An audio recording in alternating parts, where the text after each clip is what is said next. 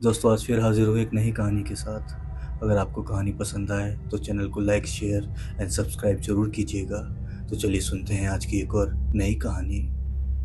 जिंदगी में हिमालय पर्वत जैसी ऊंचाई हर कोई पाना चाहता है, लेकिन हिमालय पर्वत की ऊंचाइयों को पाना कोई आसान काम थोड़ी है। और बहुत ही कम लोग हिमालय पर्वत को छू पाने में कामयाब होते हैं। 26 साल का महेश भी ऐसी ही ऊंचाई को अपने हाथ में समाने बेंगलोर सिटी पहुंच चुका था। जिंदगी का हर पल गरीबी में काट चुका महेश अब कुछ बड़ा करना चाहता था, लेकिन बड़ा करने के लिए बड़ी रकम भी बहुत ज़रूरी होती है। और ना महेश के पास ज़्यादा पैसे थे और ना ही कोई ज़मीन जायदाद। लोगों के घर बनाने वाला महेश कभी अपना घर ना बना सका। दिहाड़ी मजदूर का काम करने वाला महेश दिन भर मजदूरी करता और शाम को सीधा दारू के ठेके से दारू खरीद सीधा अपने घर आ जाता। शहर से दूर वीरान पड़े मैदान में महेश ने एक झोपड़ी बना रखी थी जिसमें वो रहता था। रात का खाना और दारू वो रोज़ अपनी झोपड़ी में करता और सुबह होते ही काम के लिए निकल जाता। और रात की सुबह भी महेश काम पे जाने के लिए अपने सर पे गमछा बांध और एक शॉल ओढ़े उस चौराहे पे जाके खड़ा हो जाता है जहाँ बहुत सारे मजदूर खड़े होते थे काम के लिए। दिसंबर के महीने में सुबह सुबह बहुत ठंड होती थी। इसी ठंड को मिटाने के लिए महेश रोजाना सबसे पहले एक चाय की दुकान से चाय पीता और सीधा उस भीड़ में जाके शामिल हो जाता जिसमें बहुत सारे मजदूर होते थे। हर 2 मिनट पे कोई ना कोई व्यक्ति बाइक या कार से आता और अपने काम के हिसाब से मजदूरों को या तो अपने साथ ले जाता या फिर उसे पता बता देता कि वहाँ आज काम होना है। यह प्रक्रिया सुबह 7 से 11 बजे तक चलती और मज़दूर लोगों को 11 बजते बजते कोई ना कोई काम ज़रूर मिल जाता और वो अपने काम को निकल जाते। लेकिन आज महेश को दोपहर के 1 बज चुके थे वहाँ उस चौराहे पे खड़े खड़े, लेकिन कोई भी ऐसा व्यक्ति नहीं आया था कि महेश को कोई काम मिल सके। काम के इंतज़ार में खड़ा महेश अब अंदर ही अंदर उदास हो चुका था और मन ही मन में बड़बड़ाए जा रहा था, हमेशा मैं ही क्यों रह जाता हूँ, कोई मुझे काम क्यों नहीं देता।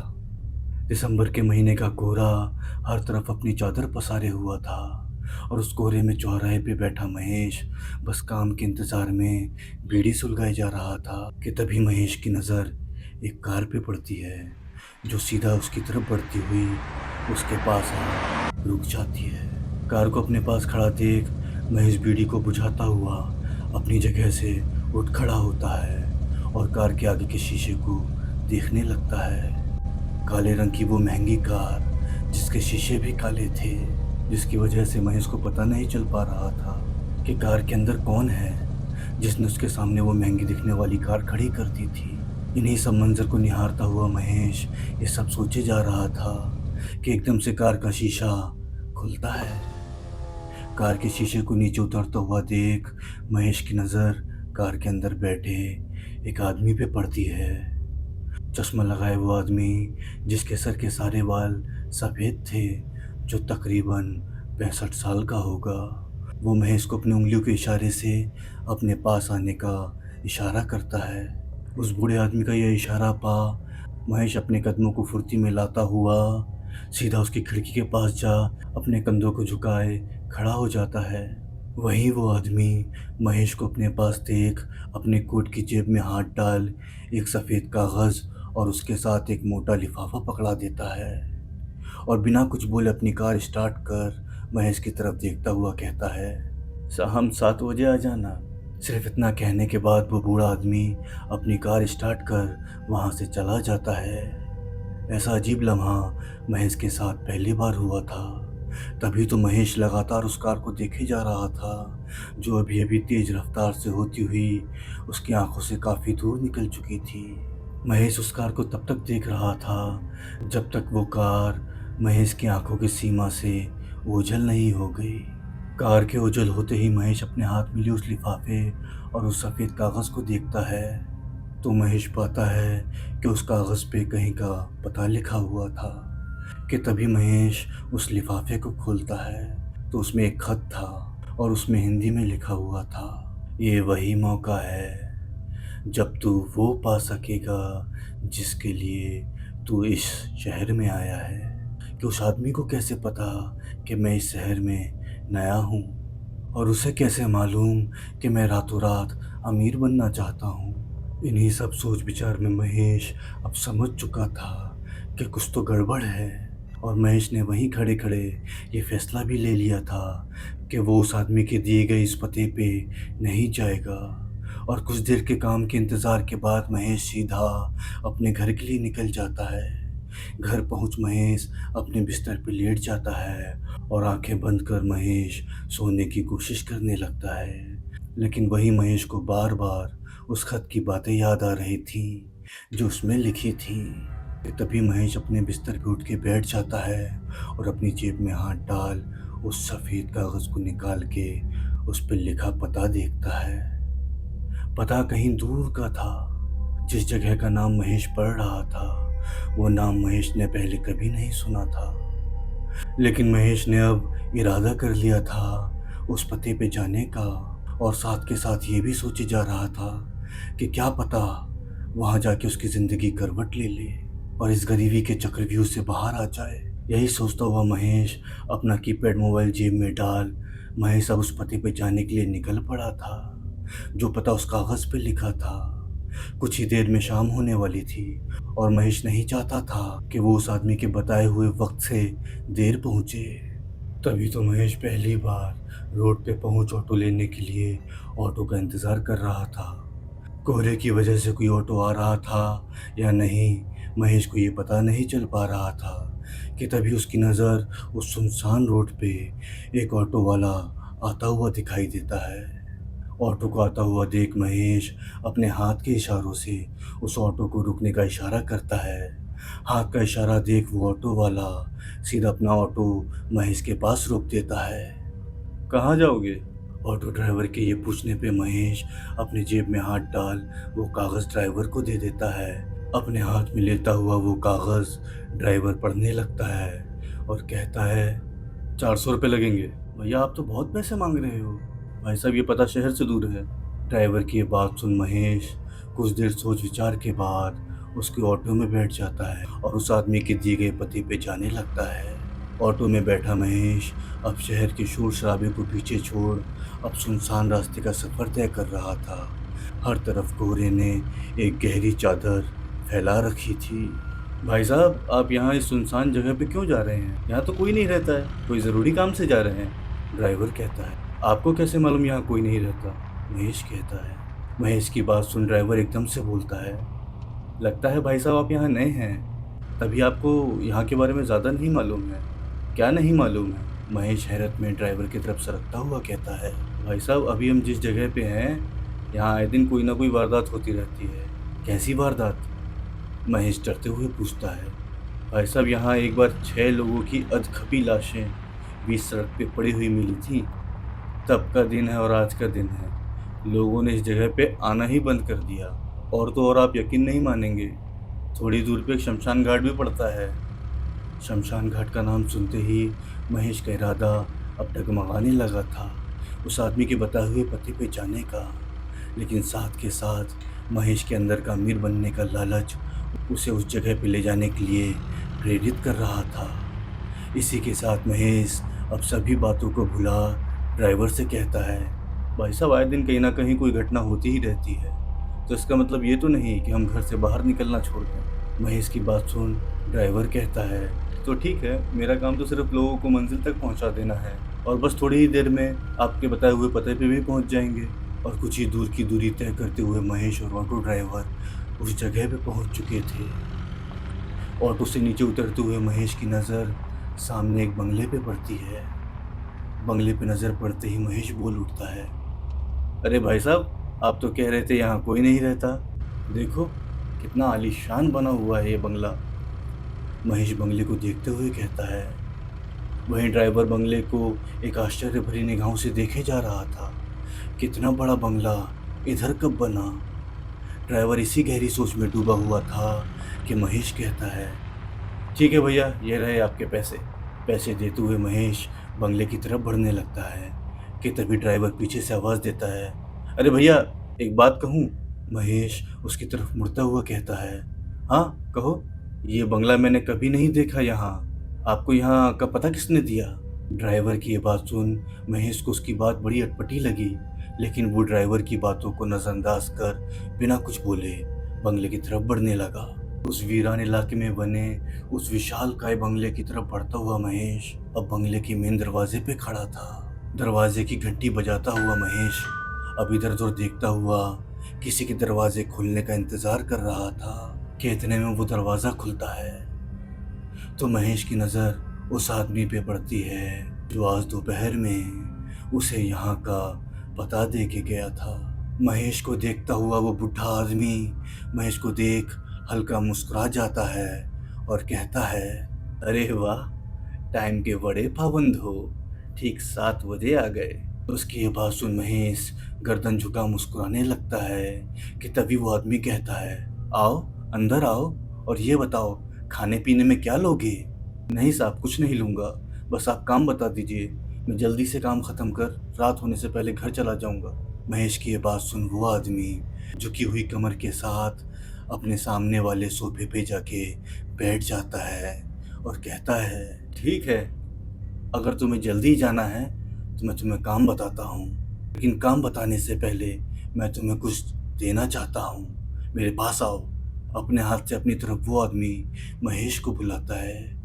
उसके बुलाने पे महेश हल्के कदमों के साथ उसके करीब जा खड़ा हो जाता है। उसके करीब आते ही वो आदमी टेबल पे रखे एक चेक बुक की तरफ अपनी आंखों का इशारा देता है और कहता है, ये ब्लैंक चेक है, तुम्हें जितने पैसे चाहिए वो रकम इस चेक में भर लो और जो भी रकम होगी मैं तुम्हें अभी दे दूंगा, लेकिन एक बात याद रखना, पैसे लेने के बाद तुम मेरे बताए काम से पीछे नहीं हट सकते। उस बूढ़े आदमी का ये प्रस्ताव सुन महेश समझ नहीं पा रहा था कि उसे क्या करना चाहिए। चेक में अपने मुताबिक पैसे भर दे या इसी समय यहाँ से चला जाए। महेश ये बात अच्छे से जानता था कि जो काम ये बूढ़ा आदमी उसे बताएगा वो कोई आम काम नहीं होगा, तभी तो वो महेश को मुंह मांगी कीमत देने को तैयार है। और इसी के साथ वो ये भी अच्छे से जानता था कि ये वही मौका है जब वो इस गरीबी के चक्रव्यूह को तोड़ इससे बाहर आ जाएगा और फिर कभी वो गरीब नहीं रहेगा। लेकिन इंसान का लालच उससे वो सब कुछ करवा सकता है जिसके करने की कल्पना कोई नहीं करेगा, खासतौर पे वो जिसने ज़िंदगी में सिर्फ गरीबी देखी हो। इसी के साथ अब महेश ने अब अंदर ही अंदर ये फैसला ले लिया था कि उसे इस गरीबी के जंजाल से बाहर आना है। कितने भी पैसे लिख सकता हूँ? दबी हुई आवाज़ में महेश कहता है, हाँ जो चाहो उसमें लिख दो, मैं तुरंत ये चेक तुम्हें दे दूंगा। सिगार पीता हुआ वो आदमी कहता है, लेकिन साहब मैं एक ही शर्त पे आपका काम करूँगा। कैसी शर्त? आदमी हवा में धुएं को उड़ाता हुआ कहता है, मैं ये तो समझ गया हूँ कि आप मुझसे कुछ ऐसा काम करवाने को बोल रहे हैं जो कोई आम आदमी नहीं करेगा, तभी आप मुझे इतने पैसे देने के लिए तैयार हैं। लेकिन मैं एक बात साफ साफ बोल देता हूँ, मैं किसी का कत्ल नहीं करूँगा। महेश की ये बात सुन वो बूढ़ा आदमी ज़ोर ज़ोर से हंसने लगता है और तुरंत बोलता है, अरे ठीक है, तुम अपना अकाउंट भर लो, मान ली तुम्हारी ये बात। बूढ़े आदमी की बात सुनते ही महेश ने आओ देखा ना ताओ तुरंत चेक पे जाके 1 करोड़ की राशि लिख दी। महेश को चेक भरता हुआ देख वो बूढ़ा आदमी कहता है, अब तुम ये चेक रख सकते हो। ये कहते ही वो बूढ़ा आदमी अपनी जगह से खड़ा होता हुआ घर के अंदर कहीं जाने लगता है। उसको ऐसे जाता देख महेश समझ नहीं पा रहा था कि वो कहाँ जा रहा है और अब महेश वहीं अपनी जगह पे खड़ा उस आदमी के बाहर आने का इंतज़ार किए जा रहा था। और कुछ देर बाद वो आदमी अपने हाथ में एक प्लेट ले आता है जिसमें खाना रखा हुआ था और महेश को लाके उसके हाथ में दे देता है। उस प्लेट को अपने हाथ में रखता हुआ देख महेश कहता है, क्या है साहब ये? तुम पूछ रहे थे ना कि तुम्हें क्या करना है? तुम्हें ऊपर के कमरे में जाके मेरी पत्नी को आज रात का सिर्फ खाना खिलाना है। खाना खिलाने की बात सुन अब महेश दिल ही दिल में खुश हो गया था और खुशी के मारे उस आदमी से बोल उठता है, बस यही करना है? महेश के पूछने पे वो आदमी एक मुस्कुराहट में अपना सर हिला देता है और कहता है, कमरा ऊपर से दाएं है। बूढ़े आदमी की बात सुन महेश उस प्लेट को ले सीढ़ियों की तरफ जाने लगता है। सीढ़ियों पे जाते हुए महेश ऊपर से नीचे उस आदमी को देखता है तो क्या देखता है कि वो आदमी जो झुक के खड़ा हुआ था अब एकदम सीधा था। उसके सफ़ेद बाल काले हो चुके थे और मुझे देख एक अजीब सी हंसी दिए जा रहा था। ये मंजर देख महेश को अब ये भनक लग चुकी थी कि कोई तो गड़बड़ है, लेकिन महेश अब करता भी तो क्या। दोनों के बीच अब एक करार हो चुका था। तभी तो महेश बिना कुछ बोले अब उस कमरे के पास पहुंच चुका था जिस कमरे में महेश को खाना लेके भेजा गया था।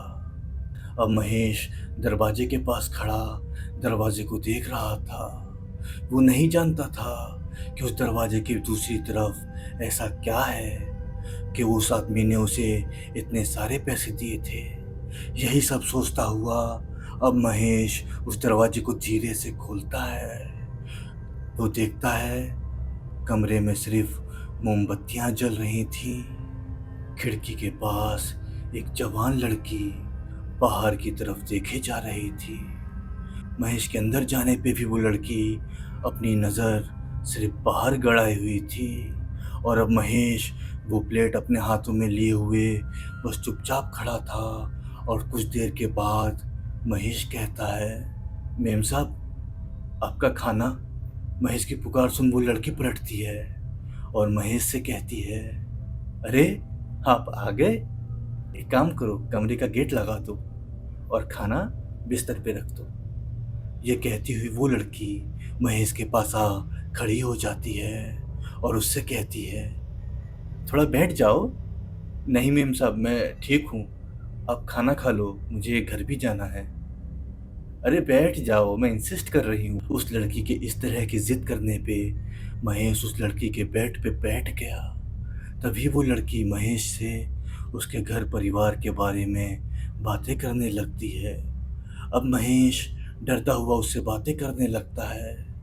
महेश अब समझ चुका था कि कोई तो घटना उसके साथ होने वाली है कि तभी वो लड़की महेश से कहती है, देखो ना चांद कितना सुंदर लग रहा है।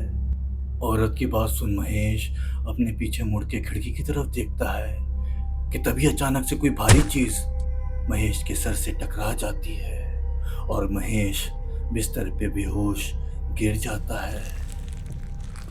धीमी धीमी आँख खोलता हुआ महेश की नज़र ज़मीन पे पड़े एक इंजेक्शन पे जाती है और जब उसकी धुंधली आँखें साफ हो चुकी थीं तो वो देखता है वही लड़की बिस्तर पे बैठी खून से लथपथ किसी इंसान का पैर कच्चा चबाए जा रही थी।